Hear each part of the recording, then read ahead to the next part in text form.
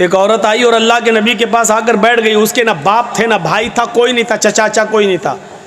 अब वो चाहती थी कि मैं अल्लाह के रसूल की बीवी बन जाऊं, मेरा निकाह अल्लाह के रसूल के साथ हो जाए। वो आई, अल्लाह के रसूल चंद सहाबा के साथ बैठे हुए थे। तसव्वुर कीजिए आप, देखिए इधर, अल्लाह के नबी के पास आई और बैठ गई। अल्लाह के नबी ने कहा, क्यों, तुम कैसे आई हो? तो कहती है, इन्नी अहब्बु लक, अय अल्लाह के रसूल, मैं अपने आप को आपको हिबा कर रही हूँ, यानी मैं आपके साथ निकाह करना चाहती हूँ। अल्लाह के नबी खामोश रहे। उसने दोबारा कहा, आप फिर खामोश रहे। उसने तीसरी बार कहा, अल्लाह के रसूल, मैं आपसे शादी के लिए आई हूँ, निकाह करना चाहती हूँ। तो सहाबी बैठे हुए थे बगल में, कहते हैं, अल्लाह के रसूल, ये औरत 3 बार कह चुकी मैं आपसे निकाह करना चाहती हूँ, आप कुछ बोल ही नहीं रहे। अरे करना हो तो करिए, नहीं करना हो तो जवाब दे दीजिए। आपने कहा कि नहीं नहीं नहीं, मैं तो नहीं कर सकता, मेरी काफ़ी है, अब मुझे ज़रूरत नहीं है किसी और बीवी की, अब मैं शादी नहीं कर सकता। तो झट से वो सहाबी जो बैठे थे कहने लगे, अल्लाह के रसूल, आपको ज़रूरत नहीं है, लेकिन मुझे तो ज़रूरत है। अगर आप नहीं कर सकते तो मेरे साथ कर दीजिए। वहीं बैठे, उफ, तसव्वुर देखिए, पहले वो आपसे करना चाहती, आप नहीं नहीं मैं तो नहीं कर सकता, तो फिर मेरे साथ करा दीजिए। तो अल्लाह के रसूल ने उस औरत से पूछा, देखो मैं तो नहीं कर सकता, ये तुमसे करना चाहते हैं, तुम भी एक नज़र इनको देख लो, अगर ये पसंद हो तो तुम इनके साथ कर सकती हो, अगर तुम्हें ज़रूरत है। तो वो क्या कहती है, आई तो थी आपके लिए, लेकिन अगर आप नहीं कर रहे हैं तो कोई बात नहीं, ज़बरदस्ती थोड़ी होती है शादी। अगर आप नहीं कर रहे हैं तो कोई बात नहीं, मुझे तो घर बसाना है, इसके साथ ही मैं कर लूँगी, आप कर सकते हैं इसके साथ मेरा निकाह। अल्लाह के रसूल ने कहा, ये औरत तैयार हो गई उसके साथ शादी करने के लिए, तो आपने उस औरत से नहीं पूछा तेरे बाप हैं कि नहीं, लड़के को क्या देंगे, कपड़ा कितना देंगे, सोना कितना मिलेगा, साड़ी कितनी मिलेगी, चादर कितनी मिलेगी? आपने ये सवाल लड़की से नहीं किया, औरत से नहीं किया। अक्लमंद लोगों सुनो, सुनो, अल्लाह के रसूल ने फौरन उस सहाबी की तरफ देखा और कहा, सुनो, वो तैयार है तुमसे शादी करने के लिए, लेकिन तुम बताओ कि तुम अपनी बीवी को क्या दोगे, तुम्हारे पास मेहर देने को क्या है? सबसे पहला सवाल सहाबी से, वो तैयार है लेकिन निकाह बगैर मेहर के नहीं, पहले ये बताओ कि तुम अपनी बीवी को मेहर क्या दोगे? तो मेहर का नाम सुना तो फौरन कहने लगा, मा इंदी शैउन, जब कुछ है ही नहीं तो दूंगा क्या? क्या ये तसव्वुर कर सकते हैं आप शादी का? उसके पास कुछ नहीं हो, शादी करना चाह रहे हैं, क्या हमारे पास है? हम लोग क्या कहते हैं, पहले अपने पैरों पे खड़े हो जाओ फिर शादी करेंगे, पहले घर तो बनवा लो, पहले कारोबार तो कर लो, पहले कोई बिजनेस तो कर लो, पहले नौकरी तो बाद में शादी करेंगे, आ गई तो खिलाएंगे क्या? अल्लाह के रसूल ने उस सहाबी से पूछा कि तुम मेहर क्या दोगे? कहने लगे, कुछ नहीं है मेरे पास। अल्लाह के नबी ने फरमाया, जाओ अपने घर में तलाश करो, शायद कोई चीज मिल जाए मेहर देने के लिए। कहा, हाँ ठीक है, जा रहा हूँ। गया घर, अपनी माँ से, अपनी बहन से और जो घर में होते उनसे पूछा कि कुछ है, सब ने जवाब दिया कुछ नहीं है। कहा क्यों? कहा शादी करना चाहता हूँ, मेहर देने के लिए कुछ नहीं है, घर में बहुत कुछ ढूंढा, कहता कुछ नहीं मिला। आया, कहा अल्लाह के नबी सल्लल्लाहु अलैहि वसल्लम, घर में मैंने बहुत कुछ ढूंढा, कुछ मिला ही नहीं, है ही नहीं, मैं क्या दूंगा, है ही नहीं मेरे पास मेहर देने को। अल्लाह के नबी सल्लल्लाहु अलैहि वसल्लम ने फिर उसको दोबारा भेजा। हदीस के अल्फाज देखिए, आपने कहा, इल्तमिस खातमम मिनल हदीद, लोहे की अंगूठी ही मिल जाए तो वही ले आओ, सोने की नहीं, चांदी की नहीं, लोहे की अंगूठी। आज 2 रुपए में हमारे मेले में मिल जाएगी, लोहे की अंगूठी मिल जाए तो वही ले आओ, जाओ। वो सहाबी फिर दोबारा अपने घर गए, बहनों से पूछा, भाइयों से पूछा, माँ से पूछा, सबने जवाब दिया है ही नहीं, लोहे की अंगूठी भी नहीं मिली। यानी 5 रुपए इस जमाने में, 5 रुपए उस जमाने में तो कुछ और, उतना भी नहीं था उनके पास कि वो लोहे की अंगूठी खरीद सकें।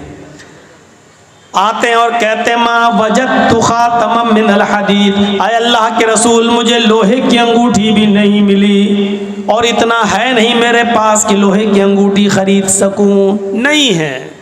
मायूस हो गए। अल्लाह के नबी ने कहा ताज्जुब है, तुम्हारे घर में कुछ नहीं हो, चले निकाह करना, लोहे की अंगूठी भी नहीं है, फिर मेहर क्या दोगे? कहता एक चीज है, याद आया। अब देखिए याद भी आई तो क्या चीज याद आई, आपको भी हंसी आएगी। कहा क्या है? बोलो बोलो जल्दी बोलो क्या है? कहता इंदी इजारुन, एक लुंगी है मेरे पास, तहबंद लुंगी। अल्लाह के नबी ने कहा अच्छा जाओ जाओ जाओ उसी को ले आओ। तो कहा अल्लाह के रसूल क्यों? अरे वही तुम अपनी होने वाली बीवी को मेहर में दे दो लुंगी। कहा अल्लाह के रसूल इसको दे दूंगा तो बांधूंगा क्या मैं? वही तो पहन के सोता हूं मैं, वही तो घर में रहता हूं तो वही तो पहनता हूं मैं। तो अल्लाह के रसूल ने कहा वो पुरानी लुंगी है कि हाँ। तो कहा वो भी तू नहीं दे सकता है? कहा वही एक तो है जो पहन के सोता हूं मैं, और कुछ नहीं है मेरे पास। तो कहा वो भी नहीं दे सकता? कहा आधी दे दूंगा, उसको फाड़ देता हूं, आधी दे देता हूं। तो अल्लाह के रसूल ने कहा फिर आधी उसके किस काम की है? जब तू लुंगी को आधा कर देगा, दो टुकड़ों में बांट देगा और आधा उसको देगा तो आधे उसकी कोई काम की नहीं रहेगी, और फिर आधी तेरे पास रहेगी वो भी किसी काम की नहीं रहेगी, फिर तू बांध भी नहीं पाएगा। अरे देना तो पूरी दे। उसने कहा अल्लाह के रसूल आधी मेरे पहनने के काम नहीं आएगी लेकिन बिछा के बैठने के काम तो आ जाएगी। नहीं नहीं पूरी तो नहीं दूंगा, चाहे निकाह हो या ना हो, मेरा पूरी नहीं दे सकता। ओफो, इतना भी नहीं। और निकाह तसव्वुर कीजिए आप, हमारे ज़माने में हो सकता है कुछ ना हो निकाह? बनते हैं हम अपने आप को अहले हदीस, बनते हम अपने आप को मुसलमान, बनते हम अपने आप को मोहम्मद रसूलुल्लाह के मानने वाले। और मोहम्मद रसूलुल्लाह की ये शादी जो आप करवा रहे हैं एक साहबी के साथ, तसव्वुर कीजिए हमारे समाज में नहीं है। कहा अल्लाह के रसूल एक लुंगी है आधी दे सकता हूं। आपने कहा आधी ना तेरे काम की ना उसके काम की। बोला पूरी नहीं दे सकता। मायूस हो गया, बैठ गया, जाने लगा। आपने कहा कहाँ जा रहे हो? जा रहा हूँ खेती करूँगा, कुछ बाड़ी करूँगा, खेती बाड़ी करूँगा, जा रहा हूँ, हल चलाऊँगा, खेत जोतूँगा, काम करूँगा, मेहनत करूँगा, क्या करूँगा यहाँ? बड़े मुश्किल से सोचा था कि आई है परेशान, इससे शादी हो जाएगी, जब मेहर में अटक गया मैं तो। आपने कहा इधर आओ, अगर तेरे लिए मोहम्मद रसूलुल्लाह की शरीयत ने भी कोई रास्ता न निकाला तो कौन रास्ता निकालेगा? फिर तेरे लिए कौन सा मजहब रास्ता निकालेगा? फिर कौन सा दीन तेरे लिए रास्ता निकालेगा? क्या किसी के पास कुछ भी ना हो तो क्या उसको शादी करने का हक नहीं है? क्या उसको अपनी पाकीज़गी के साथ जिंदगी गुजारने का हक नहीं है? बैठो। बैठ गया। आपने कहा ये बताओ तुम्हें कुरान कितना याद है? और सुनो मुसलमानों, चादर नहीं है, लोहे की अंगूठी नहीं है, कपड़ा नहीं है, कुर्ता नहीं है, पैजामा नहीं है, पूरे घर का सरमाए में एक लुंगी है, वो भी पुरानी, और वो भी पूरी की पूरी देने के लिए तैयार नहीं है। सोना नहीं, चांदी नहीं, कपड़ा नहीं, दौलत नहीं, इन सब चीजों से वो दूर था। लेकिन जब अल्लाह के नबी ने उससे पूछा कि तुम्हें कुरान कितना याद है बताओ, तो झट से बोला आय अल्लाह के नबी कुरान में हमें सूरह मुल्क याद है, सूरह हश्र याद है, सूरह नबा याद है, सूरह हाक़ा याद है, सूरह जुमा याद है, सूरह मुनाफिकून याद है, सूरह क़यामा याद है। आपने कहा कि तुम्हें इतनी सूरतें मुंह ज़बानी याद है? फरमाया कहा फिर भी कह रहे हो कि मेरे पास कुछ नहीं है। तुम्हें ये सूरतें याद हैं? कहा क्या तुम ये सूरतें अपनी होने वाली बीवी को सिखा दोगे? क्या उसको भी याद करा दोगे? कहा हाँ, इसमें क्या बड़ी बात है, जो हमें याद है वो इसको भी याद करा दूंगा। आपने फौरन उस औरत से कहा आय अल्लाह की बंदी, तेरे होने वाले शौहर के पास माल नहीं है, सोना नहीं है, चांदी नहीं है, अंगूठी नहीं है, कपड़ा नहीं है, साड़ी नहीं है, जेवरात नहीं है तुझे देने के लिए, लेकिन हाँ उसके पास कुरान की सूरतें जो तुझे याद करा सकता है। क्या मैं इन्हीं कुरान की सूरतों को मेहर बना दूं और ये यानी तेरा शौहर तुझे ये सूरतें याद करा दे, तेरा पति तुझे ये सूरतें याद करा दे और तू इसी को अपना मेहर मान ले। क्या ये मुमकिन है? क्या तू ऐसा कर सकती है? क्या मेहर में तू इन सूरतों को ले सकती है? चीख पड़ी, आय अल्लाह के नबी बस कीजिए, बस कीजिए। जिस औरत के निकाह में कुरान की सूरतें मेहर बन जाएं, जिस औरत की निकाह में कुरान की आयतें, कुरान की सूरतें मेहर बन जाएं, उससे ज्यादा बाबरकत निकाह किसका हो सकता है? उससे ज्यादा खैर बरकत वाला निकाह किसका हो सकता है? फिर अल्लाह के नबी सल्लल्लाहु अलैहि वसल्लम ने खड़े होकर निकाह पढ़ा दिया और उस औरत को खुद काजी बन गए। और उसके चूंकि बाप नहीं थे, माँ नहीं थी, चचा नहीं, भाई नहीं, कोई नहीं था, तो खुद अल्लाह के नबी सल्लल्लाहु अलैहि वसल्लम उसके वली और सरपरस्त बन गए। जिसका कोई ना हो तो काजी वली बन सकता है, निकाह पढ़ाने वाला वली बन सकता है। फिर अल्लाह के नबी सल्लल्लाहु अलैहि वसल्लम उसके वली बन गए, उसके सरपरस्त बन गए और आपने उस औरत का निकाह उसी जगह पर कर दिया है। न बारातियों का पता था, न हाथ में मेहंदी लगाई गई है, न हल्दी मली गई है, न ओवटना मला गया है, न लड़की वाले लड़के देखने आए हैं, न लड़के वाले लड़की देखने, न चोरों का पता, न डाकुओं का पता, न जहेज का पता। मेरे प्यारे साथी, उसी जगह शादी हुई है और उसी जगह से रुखसती हो गई है। ये सादा वाली शादी के चर्चे 1400 साल के बाद आज भी हो रहे हैं और कयामत तक इंशाअल्लाह होते रहेंगे। तुम्हारी शादियां इतनी महंगी कि शैतान भी पनाह मांगे। बताइए उसके चर्चे कितने दिन होते हैं? ज्यादा से ज्यादा 1 महीना, 2 महीना, 1 साल। फिर तलाक की नौबत आ जाती है तो ये होता है कितना खर्च किया था, देखो आखिर क्या हुआ है उस शादी का हाल। मेरे भाइयों, इतनी संजीदगी के साथ की गई शादी के चर्चे 1400 साल के बाद हो रहे हैं और कयामत की सूरत तक होते रहेंगे, क्योंकि हमेशा सादगी के चर्चे होते हैं, हमेशा सादगी मिसाल बनती है, हमेशा सिंपलिटी मिसाल आइडियल बनती है। मेरे भाइयों, शोहरत और रिया नमूद मेरे भाइयों आइडियल नहीं बनती है। निकाह आसान करो, निकाह आसान करो। ये आसान शादियां थी। हीरो होंडा, यामा और आजकल कौन कौन सी चलने लगी, अपाचे। और हम तो चलाना भी नहीं जानते, इसलिए हमें तो गाड़ियों के बस 3-4 ही के नाम याद हैं। ये सब गाड़ियां आज चल रही हैं और मांग रहे हैं, और फिर इस गाड़ी पे बैठ के ऐसे जाता दामाद, शर्म भी नहीं आती है उस भीख में मिली हुई गाड़ी पर बैठने में। और इंटरनेशनल फकीर बना बैठ के चला रहा, फिर भी शर्म नहीं आ रही, चला रहा। कैसे तेरा जमीर कैसे गवारा कर लेता है उस गाड़ी पर बैठने पर? तेरा दिल कैसे बर्दाश्त कर लेता है ससुर की तरफ से भीख में मिली हुई उस गाड़ी पर बैठने पर? तो मौलाना जर्जीज भिगो भिगो के मार रहे हैं जूते। कैसे जमीर गवारा कर लेता है? अब कहा यार, अरे गाड़ी कब ली? नहीं, मिली है। किस शादी में मिली, शादी में। फख्र से कह रहा है, अबे ये बोल भीख में मिली है। ये क्यों कहता है शादी में मिली है? ये क्यों कहता है जहेज में मिली है? ये क्यों नहीं बोलता है मुझे मेरे ससुर ने इंटरनेशनल भिखारी समझ के भीख में दी है?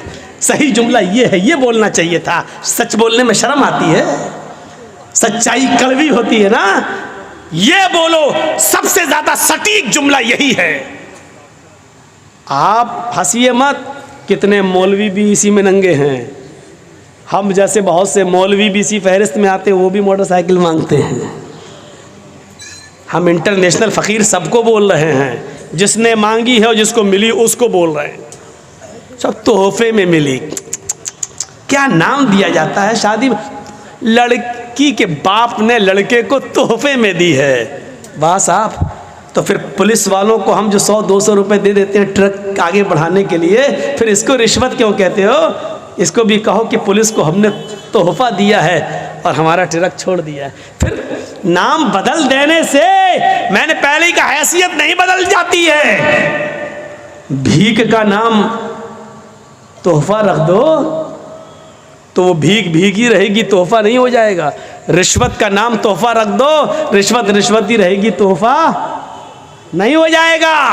शराब का नाम दवा रख देने से दवा नहीं हो जाएगी, वो शराब ही रहेगी। याद रखिएगा, हैसियतें नहीं बदलती हैं, हैसियतें। हमें इस बात को सोचना पड़ेगा, इस बात पर गौर करना पड़ेगा। इसलिए फिर कहता हूं मेरे भाइयों, शादियों के अंदर आसानियां पैदा करो, आसानियां। ये समाज के सुधारने के लिए बहुत जरूरी है। वरना देख लो जहेज की वजह से कितनी लड़कियां मारी गई, कितनी लड़कियां बेची गई, कितनी लड़कियां नीलाम हुई। मैं उस तरफ नहीं जाना चाहता हूं। इस तरफ जाएंगे तो रात बीतेगी और इसके अलावा कुछ नहीं। मेरे प्यारे साथियों, आप उन पुरानी दास्तानों को भी पढ़िए, उन दास्तानों को भी पढ़िए, उन दास्तानों को भी पढ़िए और सुनिए। तो अब आइए तीसरी आयत की तरफ। दो आयतें मैंने पढ़ी, पहली वलक़द कर्रमना बनी आदम, और दूसरी या अय्युहन्नास इन्ना खलक़नाकुम मिन ज़करिन व उन्सा। हमने सारी इंसानियत को एक ही माँ एक ही बाप से पैदा किया, एक ही मर्द से एक ही औरत से पैदा किया। तुम्हारा बाप एक है, तुम्हारी माँ एक है, कोई छोटा नहीं है, कोई बड़ा नहीं है। कुल्लुकुम मिन आदम व आदम मिन तुराब। तुम सब आदम की बेटी और आदम मिट्टी से बने थे, तुम सब मिट्टी की औलाद हो, मिट्टी के हो। गौर कीजिए, इस जुमले ने सबको खदेड़ कर रख दिया है। तुम बादशाह हो फिर भी मिट्टी से, हम फकीर हैं फिर भी मिट्टी से। हमारी और तुम्हारी पैदाइश में फर्क नहीं है। तुम भी मिट्टी से बने हो, हम भी मिट्टी से।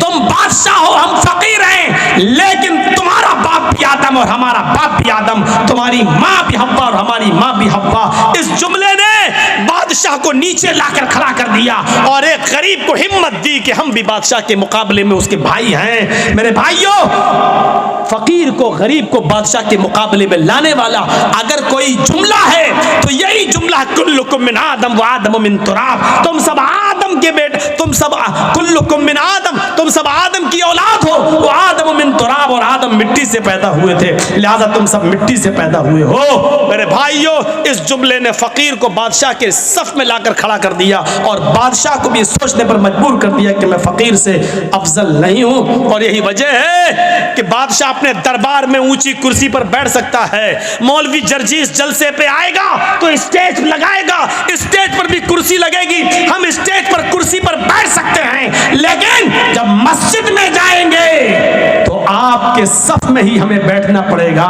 न हम बड़े होंगे न छोटे होंगे, अगर देर से गए तो हमें पीछे जगह मिलेगी। मौलवी जर्जीस को ये पावर नहीं है कि आगे सफ से किसी आदमी को हटाकर पीछे कर दे और खुद आगे बैठ जाए। शरीयत मौलवी जर्जीस को इस बात की इजाजत नहीं देती है। अपने अपने घरों में तुम बड़े बन सकते हो, बनो। मेरे घर में आना है तो बराबर की हैसियत से आना है। बादशाह और फकीर को एक ही सफ में बैठना है। अगर फकीर पहले आया है तो अगली सफ में वो बैठेगा, और बादशाह बाद में आया है तो पिछली सफ में वो रहेगा।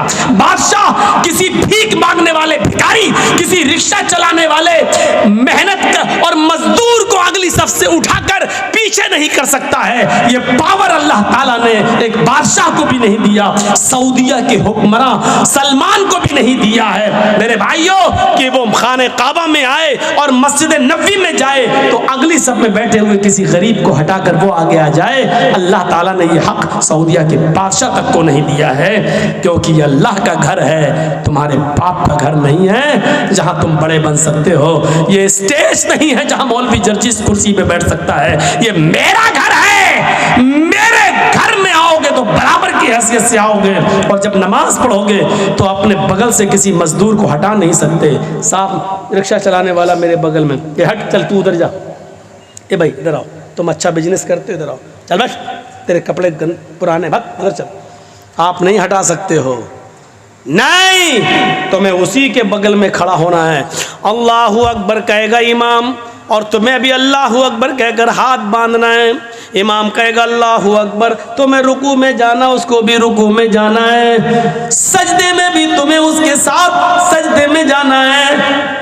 यहीं पर वो मंजर नजर आएगा, एक ही सफ में खड़े हो गए महमूद व अयाज, एक ही सफ में खड़े हो गए महमूद व अयाज, न कोई बंदा रहा न कोई बंदा नवाज। मेरे भाइयों, ये इस्लाम की पवित्र शिक्षा है, ये इस्लाम की पाकीज़ा तालीम है कि तुम सब एक ही बाप की और एक ही माँ की औलाद हो। डॉक्टर भीमराव अंबेडकर ने जब ये पढ़ा कि ब्रह्मा ने अपने मुंह से ब्राह्मण को पैदा किया और पैरों से शूद्र को, तो डॉक्टर अंबेडकर चूंकि हरिजन थे, नीची जाति के थे, शूद्र थे, उनको ये तालीम पसंद नहीं आई, उन्होंने हिंदू धर्म को तलाक दे दिया, इस्लाम कबूल कर लिया।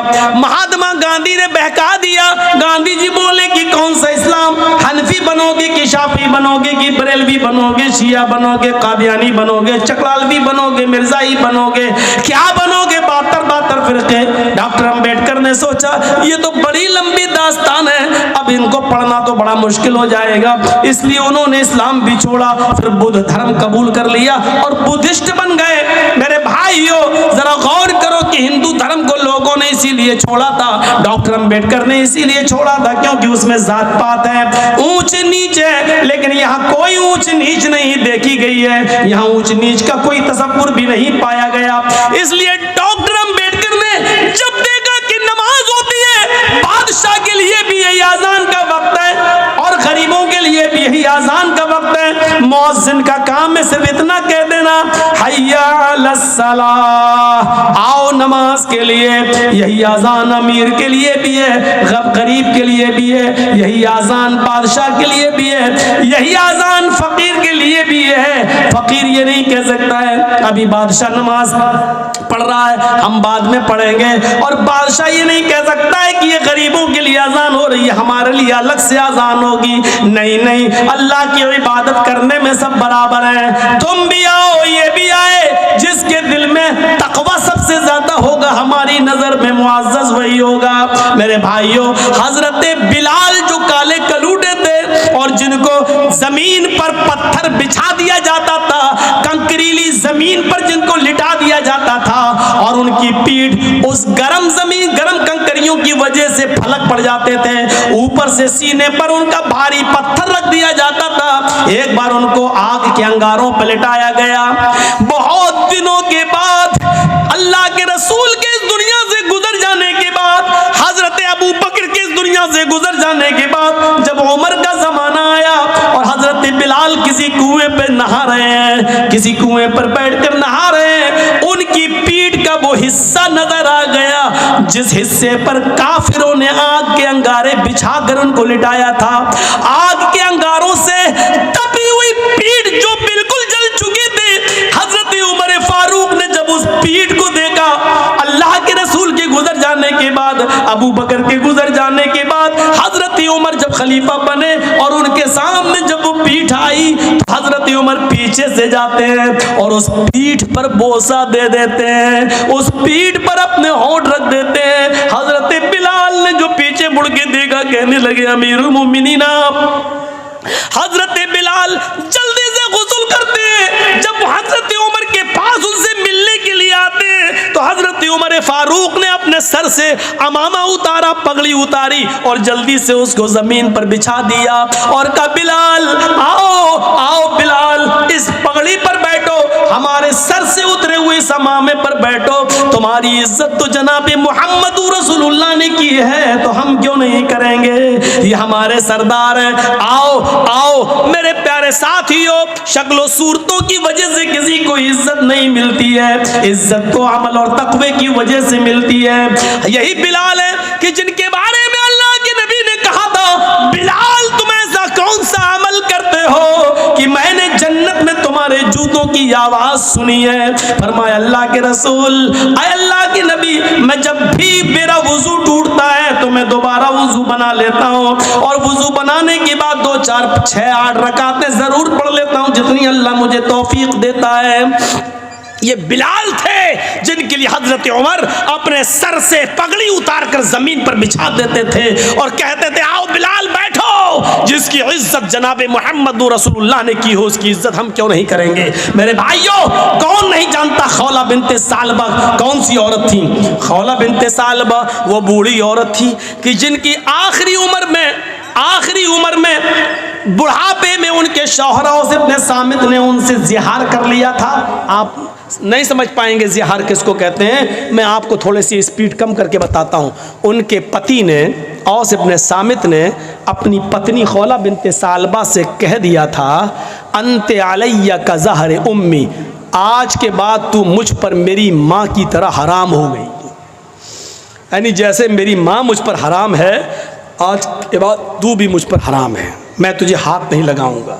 कोई पत्नी से अगर ये जुमला कह दे तो उसके लिए आज तो सज़ा है, लेकिन जब औस इब्न सामित ने कहा था उस वक्त सज़ा मुतय्यन नहीं हुई थी। उस वक्त उसूल ये था कि अगर किसी ने अपनी बीवी को अपनी माँ की तरह कह दिया तो माँ ही की तरह उसको मानना पड़ता था। अब उससे मिल नहीं सकता था। जैसे माँ की खिदमत करते थे वैसी उसकी खिदमत करना पड़ेगी। उसके पैर दबाओ, माँ कह दिया तो वो माँ की तरह उसकी सेवा करो, ये कानून था पहले। तो खौला बिन्त सालबा ने कहा औस इब्न सामित से, ये तुमने क्या किया? मुझे माँ की तरह हराम कर लिया, अब मेरे बच्चों का क्या होगा? रोने लगी। लेकिन बंदूक से गोली जब निकल जाए तो पछताने से क्या फ़ायदा? अब तीर से कमान निकल चुका है, कमान से तीर निकल चुका है, अब पछताने से क्या फ़ायदा? लेकिन औस इब्न सामित ने कहा जाओ ऐ खौला, अल्लाह के रसूल के पास जाओ, शायद तुम्हारे लिए कोई रास्ता निकल जाए। खौला अल्लाह के नबी के घर में आती है। सुनिए जरा गौर से सुनिए, खौला अल्लाह के रसूल के दरवाजे को दस्तक देती है। मस्जिद नबी से लगा हुआ हुजरा अल्लाह के नबी का। अल्लाह के नबी ने दरवाजा खोला, सामने खौला खड़ी है, अंदर आओ। अंदर ले गए, क्या हुआ पूरी बात बताई। ऐ अल्लाह के नबी हमारे लिए रास्ता निकालिए, मेरे शौहर ने मुझे अपने ऊपर अपनी माँ की तरह हराम कर लिया। अल्लाह के नबी ने कहा ऐ खौला जाओ तुम यहाँ से, मेरा दिमाग क्यों ख़राब कर रही हो? तुम्हारे लिए मेरे पास कोई रास्ता नहीं है। ऐ खौला जाओ, अब तो तुम उनके लिए उनकी माँ की तरह हो चुकी हो, अब तो हमारे पास भी कोई रास्ता नहीं है। वो जिद करने लगी, तलाक नहीं दिए मैं कैसे उनको छोड़ूं, सिर्फ माँ ही तो कह दिए तो कोई रास्ता तो निकालिए। अल्लाह के नबी ने फरमाया कि मेरे पास तुम्हारे लिए कोई रास्ता नहीं है। हदीस के अल्फाज तो ये हैं कि अल्लाह के नबी ने उनको उठाया और फरमाया खौला तुम क्यों हमसे जिद कर रही हो? जब मैं तुम्हारे लिए कोई कानून नहीं बदल सकता फिर मुझसे जिद करना बेकार है। चलो ये दरवाज़ा खुला है, मैं खोल देता हूँ, तुम जाओ। आज के बाद तुम अपनी माँ अपने शौहर के लिए माही की तरह हराम हो चुकी हो। अल्लाह के रसूल ने खौला बिन्त सालबा के लिए दरवाज़ा बंद कर दिया। जाओ, नहीं नहीं कोई रास्ता नहीं है, और उनको बाहर करके दरवाज़ा बंद कर दिया। खौला बाहर निकली, लेकिन सामने मस्जिद नबवी की चौखट देखती है, घुसती है और मस्जिद नबवी के दरवाजे पर पैर रखती हैं तो अल्लाह के रसूल का दरवाज़ा देखती हैं, नबी की चौखट देखती हैं। एक तरफ मस्जिद को देखती हैं, एक तरफ नबी की चौखट को देखती हैं। चेहरे पे मुस्कुराहट आती है खौला बिन्त सालबा के, और क्या कहती है? आए मोहम्मद सल्लल्लाहु अलैहि वसल्लम, कहो जोर से सल्लल्लाहु अलैहि वसल्लम। आए मोहम्मद सल्लल्लाहु अलैहि वसल्लम, आपकी चौखट बंद हो गई तो क्या हुआ? आपका दरवाजा बंद हो गया तो क्या हुआ? रब का दरवाजा तो खुला है, रब की चौखट तो खुली है। मस्जिद के अंदर जाती है, कुएं से पानी खींचती है, वुजू बनाती है और उसी मस्जिद नबवी में 2 रकात नमाज पढ़ती है।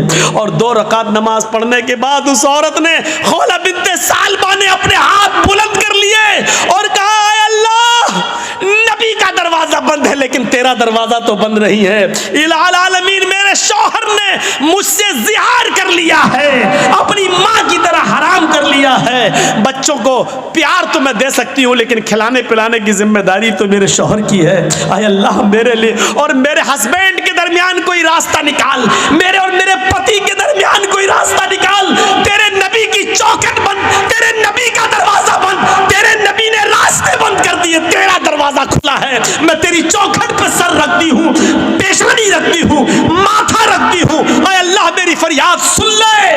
आसमान से अल्लाह ने जिब्राइल को भेजा, कुरान गवाह है, कद समी अल्लाहु कौलल्लती तुजादिलुका फी ज़ौजिहा व तश्तकी इलल्लाह। अल्लाह ने उस औरत की फरियाद सुन ली जो आपसे बहस कर रही थी, जो आपसे तकरार कर रही थी अपने शौहर के बारे में, और मस्जिद के कोने में बैठकर वो तश्तकी इलल्लाह, अल्लाह से गिड़गिड़ा रही है, अल्लाह से रो रही है। आए बुजुर्गों की चौखटों को छूने वालों, आए मज़ारों की मिट्टियों को चाटने वालों, ये मोहम्मदुर रसूलुल्लाह का दरवाजा जब बंद होता है तब रब का दरवाजा खुलता है। ये रब का दरवाजा है। अल्लाह के रसूल का दरवाजा जिंदगी में बंद था तो उस औरत ने आय अल्लाह, मोहम्मद की चौखट बंद हो गई तो क्या हुआ, तेरी चौखट तो खुली है, तेरा दरवाजा तो खुला है। जब सारे दरवाजे बंद हो जाते हैं तब अल्लाह का दरवाजा खुलता है। मेरे प्यारे साथियों, वो औरत आई, अल्लाह ने उसकी दुआ सुनी और मोहम्मद रसूलुल्लाह के पास पैगाम भेजा। जिब्राइल आए, कहा जाओ उस औरत को बुलाओ जो मस्जिद में अल्लाह से फरियाद कर रही है। अल्लाह ने उसकी दुआ सुन ली है और कानून बदल दिया है। आज के बाद अगर कोई शख्स अपनी बीवी को अपनी माँ की तरह हराम कहेगा तो उसके लिए सज़ा मुतय्यन कर दी, लेकिन रास्ता निकाल दिया। वो एक गुलाम आज़ाद करेगा, एक गुलाम आज़ाद करे और फिर बीवी बना ले। जिसको माँ कह दिया, चल, बहुत से लोग कह देते ना, चल भाग, आज के बाद तू मेरी अम्मा, चल नहीं जाएंगे। जो बोल देते हैं ना, ये मामूली जुमला नहीं है, बहुत ख़तरनाक जुमला है। अल्लाह के रसूल के लिए अल्लाह ने रास्ता बनाया। उस औरत के लिए क्या कहा, एक गुलाम आज़ाद करे और बीवी बना ले। और गुलाम आज़ाद करने की ताकत ना हो तो 60 रोज़े रखे मुसलसल, पे दर पे, कंटिन्यू, बीच में एक भी छूटना नहीं चाहिए। बुखार आ जाए, बीमारी हो जाए या कोई मजबूरी हो तो अलग बात है, लेकिन बिना किसी बीमारी के और बिना किसी मजबूरी के एक भी रोज़ा अगर बीच में छोड़ दिया तो सब बेकार। मसलन 60 रोज़े रखना, 55 रख लिए, चलो 1-2 दिन आराम कर लेते हैं, 5 ही तो रह गए बाद में पूरे। जहाँ एक छोड़ा 55 बेकार, फिर एक से रखो। शहरैन मुतताबिऐन, कंटिन्यू, लगातार आपको रोज़े रखना है 2 महीने तक, 60 रोज़े मुसलसल। शहरैन मुतताबिऐन, 60 नहीं 59 भी हो सकते हैं। अगर 2 महीने 29 के चांद हो जाएं तो 58 भी हो सकते हैं। एक चांद 29 का हो जाए, एक चांद 30 का हो जाए तो 59 भी हो सकते हैं। दोनों चांद 30 के हो जाएं तो 60 भी हो सकते हैं। तो शहरैन मुतताबिऐन, 2 महीने कंटिन्यू मुसलसल रोजे रखेगा वो। और ये भी ताकत ना हो तो तीसरा रास्ता, 60 मिस्कीनों को खाना खिलाओ। चाहो तो एक ही दिन बुलाकर 60 को खिला दो। आज 60 को खिला दोगे तो आज ही वो तुम्हारी बीवी बन जाएगी। एक एक करके 60 दिन खिलाओगे तो 60, जब तक 60 पूरे खा नहीं लेंगे तब तक वो तुम्हारी बीवी नहीं बनेगी। ये तुम्हारी सहूलत के ऊपर है। चाहो तो एक एक करके 60 दिन खिलाओ, या 60 फकीरों को एक दिन बुला के खाना खिलाओ, या 10-10 करके 6 दिन खिला लो। ये आपकी सहूलत के ऊपर है। जब तक 60 मिस्कीन पूरे खाना खा नहीं लेंगे आप अपनी बीवी से बीवी की तरह मिल नहीं सकते हैं। वो तुम्हारी बीवी बन जाएगी। ये सजा मुतय्यन कर दी, लेकिन रास्ता निकाल दिया। पहले तो रास्ता नहीं था। तो खौला बिनते सालबा के की दुआ को अल्लाह ने सुन लिया। ये आखिरी वक्त में खौला बिनते सालबा की कमर झुक गई। कमर लाठी लेके चल रही थी और एक दिन हजरत उमर घोड़े पर बैठकर जा रहे थे। खौला बिनते सालबा एक पुल पर लाठी टेक कर खड़ी थी और वहीं से इशारा कर रही थी, उमर रुक। उमर रुक गए, इधर आओ। हजरत उमर खौला बिनते सालबा की आवाज़ सुनकर घोड़े से उतर गए और चले गए।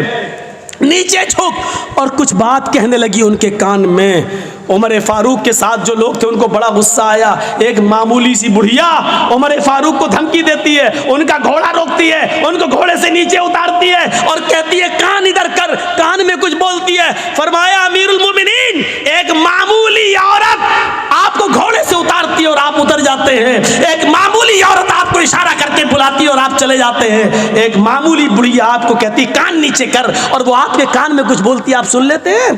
क्या बात है, इतना कैसे?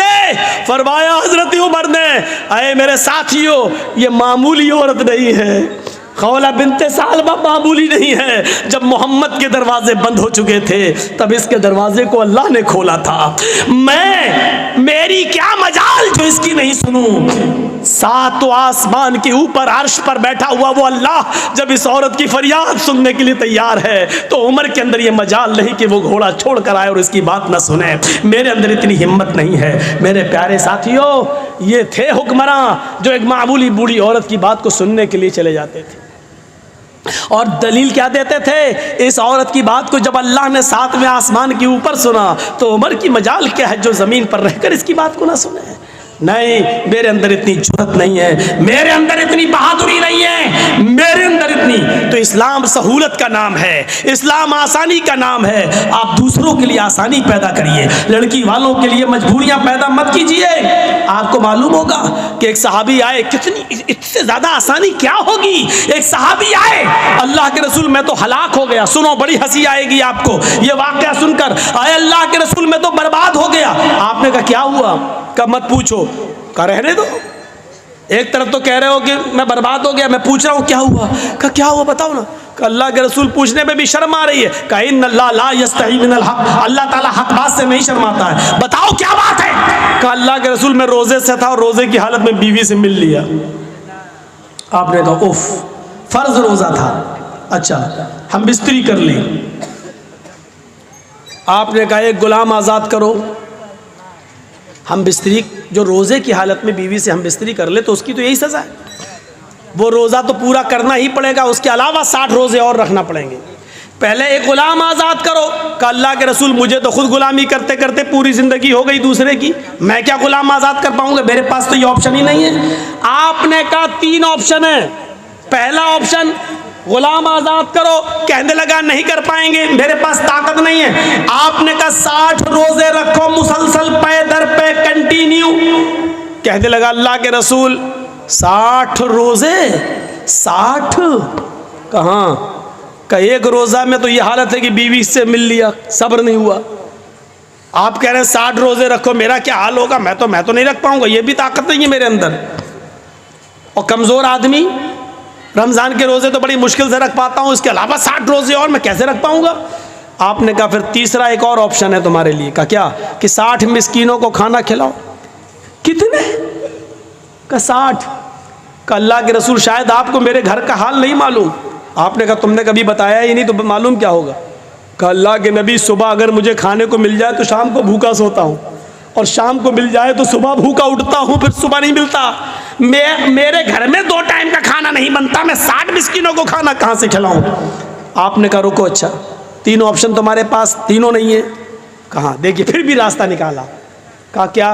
रुको, नमाज का टाइम हुआ, आपने लोगों से कहा अपने भाई की मदद करो, इसको गरीबों में कुछ देना है, मिस्कीन है, खुद गरीब आदमी है। अच्छा अब चंदा हुआ उसके लिए। खजूर ही उस ज़माने में चलता था, कोई 2 खजूर लाया, कोई 5 लाया, कोई 10 लाया, और जोहर से असर तक चंदा होता रहा। पूरा 10 किलो का एक टोकरा भर गया खजूर का, इतना बड़ा टोकरा भर गया। आपने उस टोकरे को उठाकर उसको दिया, ले पकड़, तुम्हारे भाइयों ने तुम्हारी मदद की है, जाओ ये खजूर अपने गांव में ले जाओ, अपने कबीले में सब गरीबों में दे देना, उन्हीं को बांट देना, तुम्हारा कफारा अदा हो जाएगा, तुम्हारी गलती मिट जाएगी, जाओ ये गरीबों में तकसीम कर देना। कहने लगा अल्लाह के रसूल कहाँ इसको बांटूं? कहा अपने गांव में। किस में बांटूं? कहा गरीबों में। कहता अल्लाह की कसम पूरे गांव में मुझसे ज्यादा गरीब कोई है ही नहीं। ये देखिए, अरे अल्लाह के रसूल पूरा गांव आप देख लीजिए, मेरा पूरा कबीला, मेरे पूरे गांव पूरे कबीले में मुझसे ज्यादा गरीब कोई है ही नहीं। ये सुनकर अल्लाह के रसूल की भी हंसी निकल गई। क्या कह रहे हो? पूरे गांव में तुमसे ज्यादा गरीब कोई नहीं? का नहीं, तो जाओ तुम खुद ही ले जाओ, खुद खा लेना, अपनी बीवियों बच्चों को खिला देना, तुम्हारा कफारा अदा हो जाएगा। ये आसानी, जुर्म भी किया, ऑप्शन भी नहीं है तीनों में से कोई एक, चंदा भी हुआ उसके लिए, और अल्लाह के रसूल ने कहा जाओ गरीबों में बांट देना, तो कहता मुझसे ज़्यादा गरीब कोई है ही नहीं। तो आपने कहा तुम ही खा लेना, जाओ और अपनी बीवी बच्चों को खिला दो, कफारा अदा हो जाएगा। ये लीजिए, ये आसानी है, आसानी, इससे ज़्यादा सहूलत और कहाँ मिलेगी। इसलिए इंसानियत सीखो, इंसानियत का सबसे बड़ा आलम बरदार कोई मजहब है तो इस्लाम है। आप बताइए ये तालीम कहाँ मिलेगी। वलक़द कर्रमना बनी आदम, आए आदम की औलाद हमने तुम्हें बाइज्जत बनाया, आए आदम की औलाद हमने तुम्हें खुश्की और तरी में, समंदर में, पानी के अंदर और खुश्की के अंदर हमने तुम्हें सवार किया। आए आदम के बेटो, वरज़क़नाहुम मिनत तय्यिबात, हमने तुमको पाकीज़ा रोज़ी दी, ये सबके लिए है। वफ़ज़्ज़लनाहुम, अला कसीर मिम्मन खलकना तफजीला। और आए आदम की औलाद, आए आदम के बेटो, आए हिंदुओं, आए मुसलमानों, आए सिखों, आए ईसाइयों, हमने तुम्हें बहुत सी मखलूकात की ऊपर फजीलत दी है, बहुत सी मखलूकात पर फजीलत दी है। लोग वो हदीस पेश करते हैं कि इंसान अशरफुल मखलूकात है। ये किसी हदीस से साबित नहीं है, ना कहीं कहा गया है कि इंसान अशरफुल मखलूकात है, सबसे अफजल है, ये कहीं नहीं कहा गया है। और जिस हदीस का लोग सहारा लेते हैं वो मौजू और मन घड़त है हदीस, मन घड़त है हदीस। अशरफुल मखलूकात नहीं है इंसान। अल्लाह ने ये कहा है हमने बहुत सी मखलूकात पर तुमको फजीलत दी है। ये नहीं कहा कि सबसे अच्छी मखलूक इंसान को बनाया, ये नहीं कहा है।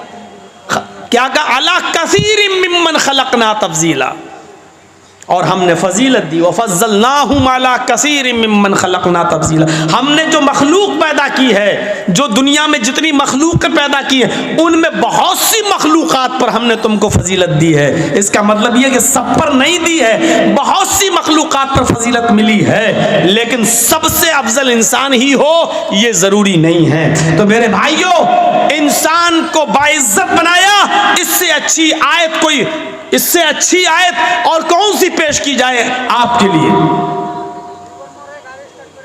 जिसमें पूरी इंसानियत को बाइज्जत बनाया गया। मुसलमान अगर इस आयत पर गौर कर लें तो कभी मुसलमान का फेवर नहीं करेगा गलत कामों पर, हिंदू का फेवर नहीं करेगा उसके गलत कामों पर। गलत काम गलत है, चाहे वो हिंदू करे, गलत काम गलत है चाहे वो मुसलमान करे। शराब पीना गलत है, चाहे वो मुसलमान पिए। शराब पीना गलत है, चाहे वो हिंदू पिए। किसी की माँ बहन बेटी के साथ जिना करना गलत है, चाहे वो मुसलमान करे, चाहे वो हिंदू करे, चाहे वो सिख करे, चाहे वो ईसाई करे। चोरी है, चाहे वो मुसलमान करे, चाहे वो हिंदू करे, चाहे वो सिख करे, चाहे वो ईसाई करे। गलत गलत है, और गलत को गलत कहना चाहिए। मेरे प्यारे साथियों, इसी को कुरान कह रहा है, हमने आदम के बेटो तुम्हें मुअज़्ज़ज़ बनाया है, तुम्हें हमने इज्जत दी है, तुम्हें हमने तकरीम बख्शी है। वलक़द कर्रमना बनी आदम, है आदम के बेटो हमने तुम्हें मुकर्रम बनाया है। तो अल्लाह ने हर आदम के बेटे को मुकर्रम बनाया है। उसकी इज्जत, उसके मायार, उसके सलाहियत के मुताबिक होनी चाहिए। चाहे वो किसी भी मसलक का, किसी भी मजहब का आदमी हो, उसकी इस्तिताअत से, उसकी हैसियत से उसकी इज्जत होनी चाहिए। आइए कुरान की दूसरी आयत हम पेश करने जा रहे हैं। इस आयत को आप सुनेंगे तो आप सोचेंगे कि अल्लाह ताला ने सारी दुनिया के इंसानों को तो आपस में भाई भाई बताया, एक ख़ानदान से जोड़ा है, एक कुंबे से जोड़ा है, एक ख़ानदान से जोड़ा है। क्या ख़ानदान के अंदर भी दुश्मनी होती है? या अय्युहन्नास, या अय्युहल्लज़ीना आमनू नहीं है, या अय्युहन्नास इन्ना खलकनाकुम मिन ज़करिन व उन्सा वजअलनाकुम शुऊबन व क़बाइल लितआरफू इन्न अक्रमकुम इंदल्लाहि अत्क़ाकुम। है संपूर्ण जगत की मानव जाति, है सारी दुनिया के इंसानों, हमने तुम्हें एक ही मर्द और एक ही औरत से पैदा किया। या अय्युहन्नास, है सारी दुनिया के लोगों, इन्ना खलकनाकुम मिन ज़करिन व उन्सा, हमने तुम्हें एक मुज़क्कर से, एक मुअन्नस से, एक मर्द से, एक औरत से पैदा किया है। तुम्हारा बाप एक है, तुम्हारी माँ एक है, तुम एक ही बाप की, एक ही परम पिता की संतान हो, एक ही बाप की बेटे हो, और एक ही माँ की औलाद। तो तुम्हारी माँ एक है, तुम्हारा बाप एक है। उस बाप को तुम आदम कह लो, या वेदों के आधार पर उस बाप का नाम तुम आशू रख लो। तुम एक ही माँ की औलाद हो, कुरान की रोशनी में तुम हव्वा के बेटे बन जाओ, या वेदों की रोशनी में तुम शत्रुपा हियुवती की संतान हो। तुम्हारा बाप एक है, तुम्हारी माँ एक है, यानी तुम्हारा खानदान एक है। इस खानदान की बुनियाद पर मसलक, मजहब तुम्हारे अलग अलग जरूर हो सकते हैं, लेकिन बाप पेड़ तुम्हारा एक ही है, उससे ये ब्रांचें निकली हैं, उससे ये शाखाएं निकली हैं, लेकिन बाप एक है, माँ एक है, यानी तुम आपस में हो भाई ही। कितनी सरी और साफ और सुथरी तालीम बरक्स ऋग्वेद के। ऋग्वेद कहती है और मनुस्मृति कहती है ब्रह्मा जी ने अपने मुंह से ब्राह्मण को पैदा किया, ब्रह्मा ने अपने हाथों से क्षत्रिय यानी ठाकुर को पैदा किया, ब्रह्मा ने अपनी रान से वैश्य को पैदा किया, और ब्रह्मा जी ने अपने पैरों से शूद्र को, हरिजन को, नीची जाति को अपने पैरों से पैदा किया। ये जात और पात का बंटवारा कर दिया मनुस्मृति ने। मनुशास्त्र उठाकर देखिए आप, यहां से आप अंदाजा लगा सकते हैं कि जिस धर्म के अंदर यह कहा जाए कि अल्लाह ने, ब्रह्मा ने अपने मुंह से ब्राह्मण को पैदा किया, ये सर जो सबसे अच्छा हिस्सा कहलाता है पूरे शरीर का, इस सर से, इस मुंह से, यहां से यहां तक लेके सर से कौन पैदा हुआ है? ब्राह्मण। और ब्रह्मा जी के हाथों से कौन पैदा हुआ है? ठाकुर, छत्री। और ब्रह्मा जी के रान से, ये घुटने से ऊपर और कमर से नीचे का हिस्सा रान कहलाता है। यहाँ एक कौम है हिंदू धर्म में जो वैश्य कहलाती है, वैश्य। ब्रह्मा जी के रान से वैश्य पैदा हुए और पैरों से शूद्र। शूद्र मतलब हरिजन, नीची जाति। वाल्मीकि हुए या जिनको चमार बोला जाता है वो हुए, ये शूद्र में आते हैं।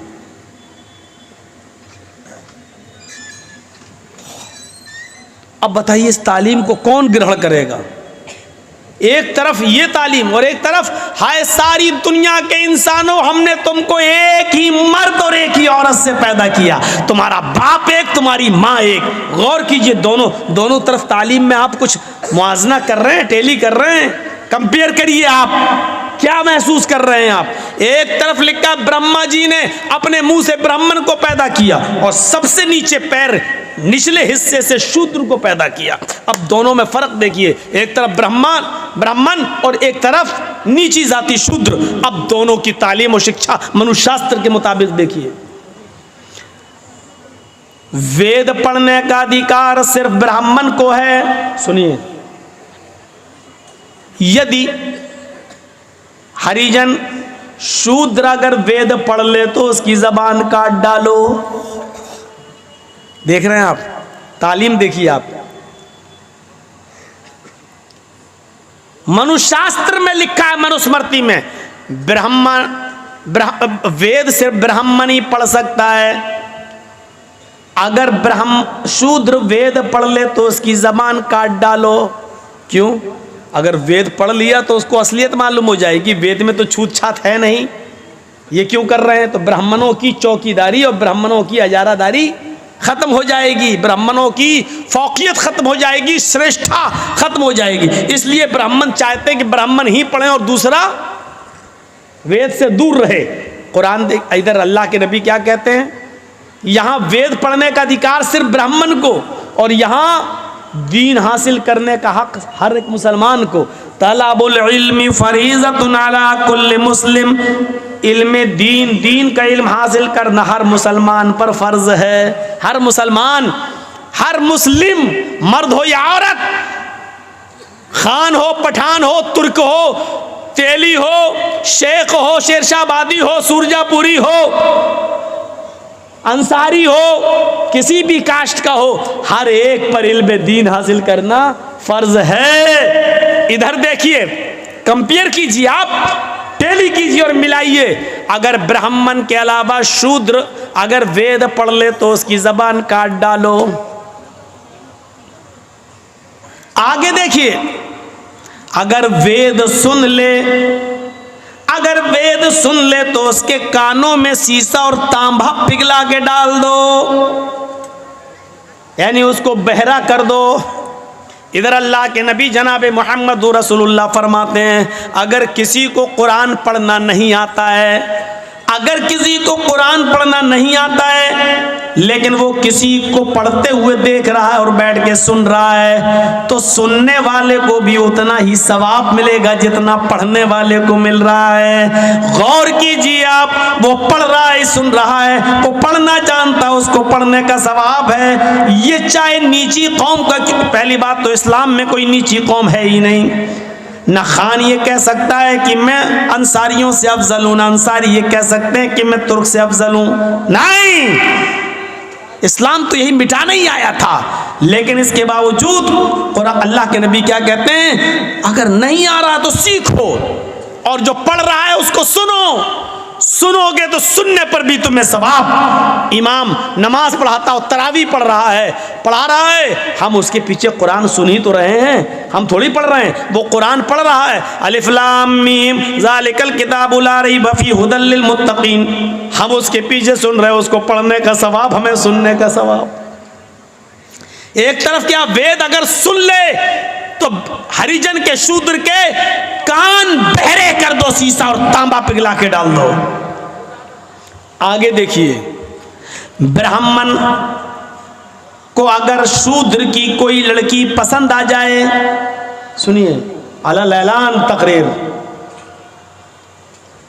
अगर ब्राह्मण को किसी शूद्र की लड़की पसंद आ जाए, शूद्र की, हरिजन की, नीची जात वाले की अगर कोई लड़की हो और खूबसूरत लड़की हो, और वो किसी ब्राह्मण को पसंद आ जाए और वो शूद्र से बोले कि तुम्हारी बेटी मुझे पसंद है, तो उस शूद्र को चाहिए कि वो अपनी बेटी का हाथ उस ब्राह्मण के हाथ में दे दे। लड़की की मर्जी हो या ना हो, बस ब्राह्मण को पसंद आ गई, हरिजन को देना पड़ेगा, शूद्र को देना पड़ेगा, लो साहब हमारी बेटी का हाथ तुम्हारे हाथ में ले जाओ। और इसके बरक्स उल्टा हो जाए तो, अगर शूद्र को किसी ब्राह्मण की लड़की पसंद आ जाए और शूद्र ने जबान खोल दी कि मुझे तुम्हारी बेटी पसंद है, तो उस ब्राह्मण को चाहिए कि उस शूद्र को पकड़ के राजा के पास ले जाए, और राजा को चाहिए कि उसकी दोनों आंखें फोड़ दे। देख रहे हैं उल्टी गंगा। अगर कोई लड़की ब्राह्मण को पसंद आ जाए तो शूद्र तो उसको दे देगा, लेकिन शूद्र को अगर ब्राह्मण की लड़की पसंद आ जाती है तो फिर राजा की ड्यूटी हो जाती है कि उस शूद्र की आंखें फोड़ दे। इस्लाम क्या कहता है? इस्लाम ये कहता है कि ला तुतबिउन नज़रतन नज़रा, एक नज़र माफ है लेकिन एक नज़र के बाद दूसरी नज़र किसी लड़की पर न डालो।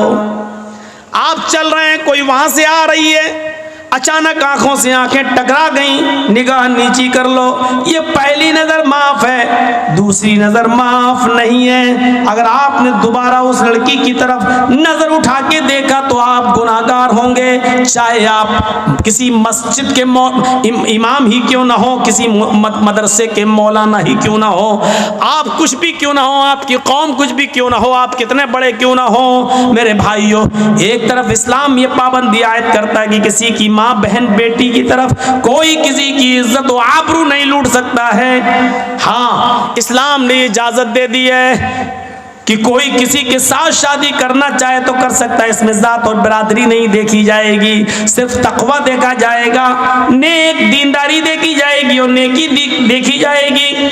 लिहाजा एक अंसारी लड़का किसी शेरशाहबादी लड़की से शादी कर सकता है, कोई शेरशाहबादी आदमी किसी अंसारी लड़की से शादी कर सकता है, कुछ नहीं है। मुहाजिरीन ने जब हिजरत की और मक्के से जब मदीना गए तो अल्लाह के रसूल सल्लल्लाहु अलैहि वसल्लम ने मक्के के मुहाजिरों की शादी मदीने की अंसार की बेटियों से और अंसार की लड़कियों से आपने उनका निकाह करवाया था।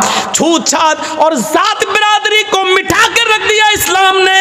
हाँ, रही ये बात कि अगर ब्राह्मण को किसी शूद्र की लड़की पसंद आ जाए तो शूद्र को चाहिए कि अपनी लड़की का हाथ दे दे, लेकिन इस्लाम ये कहता है ये जबरदस्ती यहां नहीं चलेगी।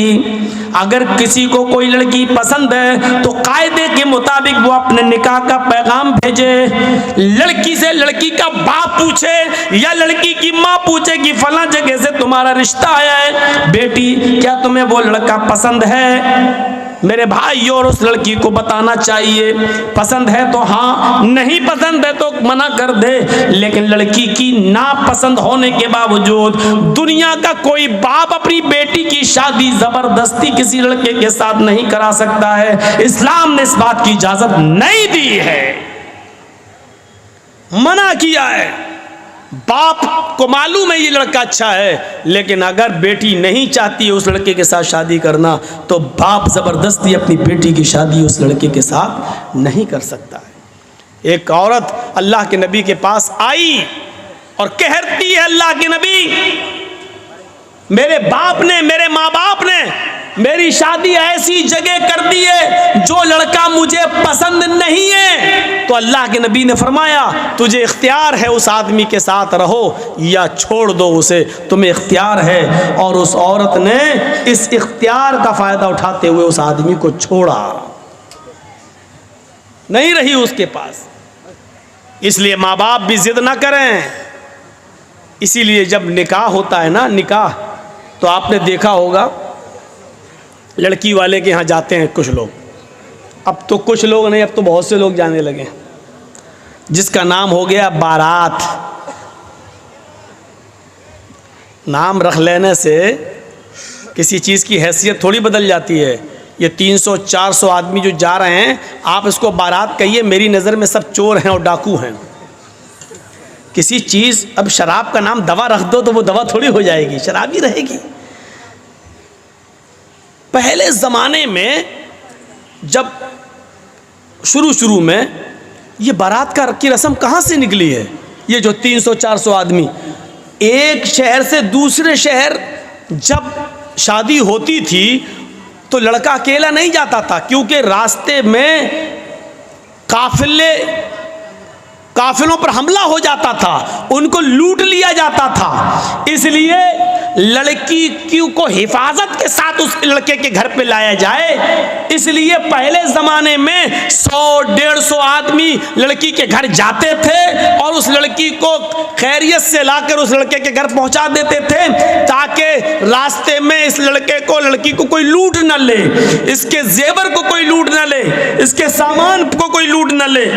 और ये नई नवेली बीवी जो आ रही है, कहीं इसको अपहरण न हो जाए, इसलिए 100-150 आदमियों की बारात जाती थी। उस मकसद दूसरा था, वहीं से ये रस्म निकली। जब आप चोरी का जमाना खत्म हो गया है, अब लूटपाट ऐसी नहीं होती है कि रास्ते ही में दूल्हा और दुल्हन को पकड़ के रोक लिया जाए, लेकिन वही रस्म और रवाज हिंदुओं से चला आ रहा है और ये धीरे धीरे मुसलमानों के अंदर भी सरायत कर गया है। अब भी 200, 250, 300 आदमियों की बारात जा रही है। पहले मकसद कुछ और था, अब मकसद कुछ और है। मेरे प्यारे साथियों, तो मैंने वही कहा कि नाम के बदल देने से या नाम रख लेने से हैसियत चेंज नहीं हो जाती है, हैसियत चेंज नहीं हो जाती है। अब वहाँ लड़के का निकाह होना, जर्जी साहब बैठे हैं, फार्म भर रहे हैं, मेहर वहर सब भर दिया कितना, लेकिन लड़के का निकाह भी नहीं पढ़ा सकते हैं जर्जी साहब। आपको मालूम है ये उसूल है, ये कानून है शरीयत का। जर्जी साहब लड़के का निकाह नहीं पढ़ा सकते हैं जब तक पहले लड़की की इजाज़त न ले ली जाए। एक वकील होता है, 2 गवाह होते हैं। ये वकील और ये 2 गवाह लड़की के पास उसके घर पे जाएंगे और उससे पूछेंगे कि फला फला लड़के के साथ इतने इतने रुपए मेहर के एवज तुम्हारा निकाह उस लड़के के साथ किया जा रहा है। ये बात चोरी छिपे नहीं, तुमसे आज भी मैं पूछने आया हूं, आज मैं तुम्हारा जवाब सुनना चाहता हूं। ऐसा तो नहीं कि तुम अपने बाप के प्रेशर में आकर इतना बड़ा कदम उठा रही हो कि अपनी जिंदगी किसी के हवाले कर रही हो, या अपनी माँ के प्रेशर में या अपने भाई के प्रेशर में आकर ये कदम उठा रही हो। नहीं, आज बताओ, वकील और गवाह के सामने बताओ, क्या वो लड़का तुम्हें पसंद है?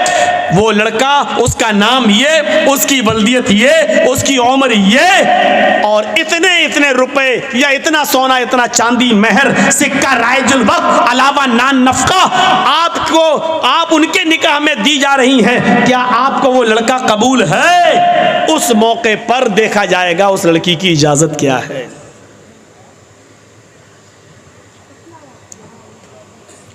अल्लाह के नबी फरमाते हैं कि अगर वो खामोश रह गई, कुंवारी लड़की, बाकिरा लड़की, अगर वो खामोश रह गई तो यही उसकी इजाज़त है। अगर वो खामोश रह गई यही उसकी इजाज़त है। यहाँ पर भी जहालत होती है। मालूम है क्या होती है जहालत? उस लड़की के पास उसकी सहेलियाँ बैठी रहती हैं। जब ये पूछा जाता है कि तुम्हें उस लड़के के साथ निकाह किया जा रहा है, क्या तुम्हें कबूल है, तो ये तो बेचारी खामोश है। लेकिन उस मौके पर जो उसकी सहेलियाँ होती हैं उसको बोलती हैं, बोल दो, बोलो हाँ कबूल है, बोलो। और जब तक वकील सुन नहीं लेता है और गवाह सुन नहीं लेता है कि हाँ इसने कहा कि मुझे कबूल है, तब तक वो दस्तखत नहीं कराता है सिग्नेचर। ये गलत है तरीका, निहायत गलत है तरीका। एक बार पूछो जोर से कि फला फला लड़के के साथ इतने इतने रुपए मेहर के एवज तुम्हारा निकाह उसके साथ किया जा रहा है, क्या तुम्हें वो लड़का कबूल है?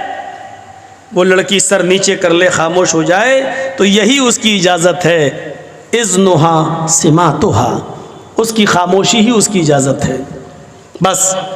और वहीं से उसके दस्तखत करवा लो। चलो नहीं बोलेगी कोई बात नहीं, चलो साइन करो। अगर लड़की ने साइन कर दिए ये उसकी इजाज़त हो गई। और अगर उसको लड़का पसंद नहीं तो वहीं पर वो कह सकती है कि मुझे पसंद नहीं है या मैं निकाह नहीं करना चाहती इससे। फिर उस लड़के का निकाह किसी भी कीमत पर नहीं होगा। लड़के का निकाह लड़की की इजाज़त के बिना नहीं हो सकता है। इसलिए पहले इस्लाम ने ये पावर, ये अधिकार लड़की को दिया है। बारात लेके तुम पहुंच भी गए, तुम्हारे साथ 400 पेटू भी पहुंचे हुए हैं जो लड़की वाले के यहाँ खाने के लिए भूखे भेड़ियों की तरह पहले पहुंचे हुए हैं। और निकाह से पहले नाश्ते का दौर चलता है और नाश्ते के दौर नज़र रखी जाती है कि बाद में ज़िंदगी भर लड़की के बाप को ताने मारे जाएंगे अगर एक भी मिठाई में कुछ गड़बड़ी पैदा हो गई तो। तेरे बाप ने यही बारात में खिलाया था। इसलिए बेचारा लड़की का बाप कर्ज वर्ज लेकर किसी तरीके से इस भूखे भेड़ियों का पेट भरता है और अच्छा से अच्छा खिलाने की कोशिश करता है ताकि ये भेड़िए बाद में मुंह न खोलें। उल्टा सी बुरा हंसी आ रही है। बारात में आप ही लोग तो जाते हो और हंस रहे हो यहाँ बैठकर। ये भूखे भेड़िए कौन है? हम और आप ही तो हैं। सिस्टम बदलिए, सिस्टम बदलिए मेरे भाइयों। खाना पीने का दौर चलता है, अब भी बेचारी लड़की मजबूर होती है क्योंकि वो जानती है कि मेरे बाप का 50-60 हज़ार 1 लाख रुपया इसी में खर्च हो गया है। अब अगर मना करती हो तो काम नहीं चलेगा, मजबूरी में भी दस्तखत करती हैं कुछ लड़कियाँ। इसलिए शादी के मामले में ये सच है कि लड़की बगैर वली के निकाह नहीं कर सकती, ये सच है। लेकिन ये भी सच है कि लड़की की इजाज़त के बिना भी आप किसी लड़के का निकाह उसके साथ नहीं कर सकते। दुनिया के किसी बाप को यह हक नहीं है कि वो अपनी बेटी का निकाह ज़बरदस्ती किसी लड़के के साथ कर दे। आपकी बेटी अगर उस लड़के के साथ निकाह नहीं करना चाहती तो वो निकाह नहीं माना जाएगा, चाहे कितनी आप इजाजत दे दें। कह दे बाप की इजाजत है, बनी रहे बाप की इजाजत। अगर लड़की राजी नहीं है तो बाप की इजाजत की कोई हैसियत नहीं है, बाप की इजाजत बेकार है। शादी वो मानी जाएगी लड़की भी राजी हो और उस लड़की के निकाह में उसका बाप अपनी बेटी की इजाजत के बाद वली बनता है और अपनी बेटी का निकाह कराता है। लेकिन वो भी तरीका गलत है कि बाप ने लड़की की शादी में शिरकत नहीं की और बाप को लड़का पसंद नहीं है तो लड़की भागकर कोर्ट मैरिज कर ले और दूसरा निकाह कर ले, जाकर इधर उधर निकाह कर ले, वो भी नहीं है। कुछ ढकोसले लोग हमारे समाज में ऐसे भी हैं जो लड़की के बाप बन जाते हैं। एक हमारा लड़का किसी दूसरे के गांव से किसी की लड़की भगा के ले आया। अब उस गांव में कह दिया अगर यहाँ आएगी तो टांगे तोड़ देंगे, यहाँ आए अब उसका मरा हुआ मुंह भी हम देखना गवारा नहीं करेंगे, बाप ने कह दिया। अब वो आपके गांव में आई, आपके गांव का कोई बुढ़ा आदमी तैयार हो जाता, चलो वो बाप नहीं है तो हम बाप बन जाते हैं बेटा तुम्हारे। ये बुढ़ा सबसे पहले जहन्नम में लतियाया जाएगा जो बाप बना। तेरे बाप बनने से तेरी बेटी नहीं हो जाएगी वो, इतना याद रखना। ये समाज के अंदर सबसे बड़ा जुल्म है और लड़कियों को जो फर्जी माँ बाप मिल जाते हैं, ये हौसले मिल रहे हैं उनको। ये हौसले मिलते हैं इसलिए वो भाग जाती हैं घर से। अरे उस गांव में जाएंगे तो फला का बाप हमारा बाप बनी जाएगा। यहां से हौसले मिलते हैं और लड़कियां भागना शुरू कर देती हैं अपने घरों से जेवर लेकर। अल्लाह इन बुढ़ों को अक्ल सलीम अता फरमाए जो बाप बन जाते हैं। सुन लीजिए, तुम्हारे बाप बनने से वो बाप नहीं मानी, तुम बाप नहीं माने जाओगे। वो तुम्हारी बेटियां नहीं होंगी। माँ हुन्ना उम्महातुहुम इन उम्महातिहिम इल्लल्लाहि वलदनाहुम। तुम्हारी माएँ तो वही होंगी जिन्होंने तुम्हें अपने पेट से पैदा किया है। तुम्हारी बेटियां वही कहलाएंगी जो तुम्हारे नुत्फे से पैदा हुई हैं। हाँ, याद रखना, किसी गैर की बेटी जो भाग कर आई है वो तुम्हारी बेटी कहलाने से बेटी नहीं हो जाएगी। ये बेटी बन जाने के बावजूद और आपका उसको बेटी बना लेने के बावजूद भी अगर कभी वो आपके साथ हज करने जाना चाहे तो वो आपके साथ हज करने नहीं जा सकती है। बेटी और बाप का रिश्ता कहाँ है? इस्लाम आज मुंह बोली बेटी को अपने मुंह बोले बाप के साथ हज करने की इजाजत नहीं देता है। उससे भी उसको पर्दा करना पड़ेगा। मुंह बोला भाई नहीं माना जाएगा।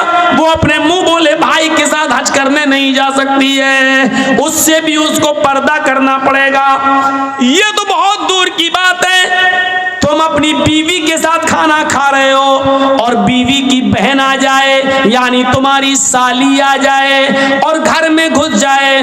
तुम्हारी बीवी अपनी बहन को बुला रही है कि इधर आओ, तुम भी खाना खा लो। याद रखना, अपनी बीवी की मौजूदगी में भी तुम अपनी साली के साथ खाना नहीं खा सकते हो। अपनी बीवी की परमिशन के बावजूद अपनी साली को मोटरसाइकिल पे बिठाकर बाजार नहीं ले जा सकते हो। उसको उसकी ससुराल छोड़ने नहीं जा सकते हो। उसको स्कूल छोड़ने नहीं जा सकते हो। अगर ससुर ने भी इजाजत दे दी कि मेरे दामाद जी अपनी साली को जरा स्कूल छोड़ाओ, वो कॉलेज में पढ़ने या पढ़ाने जाती है, बीवी की इजाजत के बावजूद, ससुर की इजाजत के बावजूद भी आप नहीं जा सकते हैं। और उनकी इजाजत के बावजूद आप ऐसा कर रहे हैं तब भी हराम है, हराम है, हराम है, नाजायज है, नाजायज है, नाजायज है। पर्दा रहेगा। साली को भी पर्दा करना पड़ेगा अपने बहनोई से। यहाँ तो सालियां सबसे ज्यादा बहनोइयों से मजाक करती हैं। और जूता कौन छुपाता है? ये रस्म कहाँ से निकली है? बात थोड़ी सी घूम गई और इधर निकल गई। तो मैं कहना ये चाह रहा था मेरे भाइयों, एक तरफ ये चीज है कि शूद्र की बेटी अगर ब्राह्मण को पसंद आ जाए तो शूद्र को देना पड़ेगी, लेकिन ब्राह्मण को, शूद्र की बेटी पसंद आ जाए तो, और शूद्र को पसंद आ जाए तो राजा को चाहिए कि उसकी आंख फोड़ दे। ये जुल्म, ये सितम देखिए आप, ये जुल्म और ये सितम। आसानियां पैदा करो निकाह के अंदर, ताकि लोग जिनके घरों में बेटियां बैठी हुई हैं उनके निकाह हो जाए। आज एक मोटरसाइकिल नहीं है देने के लिए, इसलिए उसकी उम्र बढ़ती जा रही है। इस लड़की की उम्र इतनी बढ़ रही है कि उसकी दूसरी बेटी भी शादी के लायक हो गई है, लेकिन अभी बड़ी बेटी का निकाह नहीं हुआ है। तब तक दूसरी बेटी जवान हो गई है, उसको भी एक मोटरसाइकिल चाहिए दामाद को देने के।